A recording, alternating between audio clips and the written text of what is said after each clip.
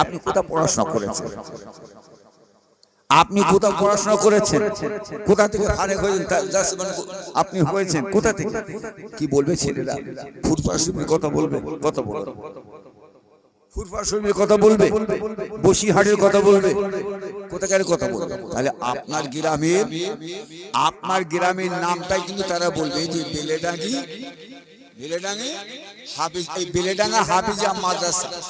কে বাবাজি এটা বলবে না? এখন আপনারা বলুন, এই ছাত্ররা কোরআন তিলাওয়াত করে বাইরে গিয়ে যখন আপনার গ্রামের নাম করবে, বলবে, আপনার গ্রামের কথা বলবে, কি বাবাজি আপনারা তা তো খুশি না?